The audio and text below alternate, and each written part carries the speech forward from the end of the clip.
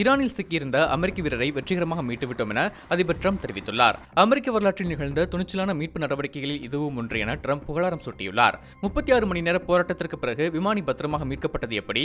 கடந்த வெள்ளிக்கிழமை ஈரானில் அமெரிக்காவின் F-15 ரக போர் விமானம் சுட்டு வீழ்த்தப்பட்டதில் ஒருவர் பத்திரமாக மீட்கப்பட மற்றொருவர் ஈரானுக்குள் சிக்கிக் கொண்டார். அவரை தேடிப்பிடிக்க அமெரிக்காவும் ஈரானும் கடுமையாக போட்டி போட்டன.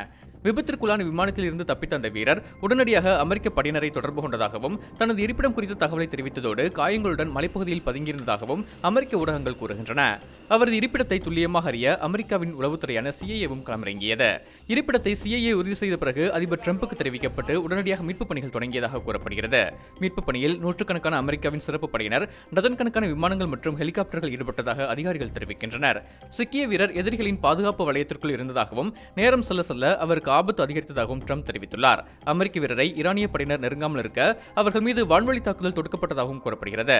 கடும் போராட்டத்திற்கு நடுவே அமெரிக்க வீரர் மீட்கப்பட்டதாகவும் அவருக்கு காயங்கள் ஏற்பட்டிருந்தாலும் விரைவில் குணமடைவார் என தெரிவிக்கப்பட்டுள்ளது. இந்த மீட்பு பணியின் போது அமெரிக்காவுக்கு எந்த பாதிப்பும் ஏற்படவில்லை என ட்ரம்ப் கூறினாலும் ட்ரோன் மற்றும் போர் விமானம் ஒன்றை சுட்டு வீழ்த்தியதாக IRGC தெரிவித்துள்ளது.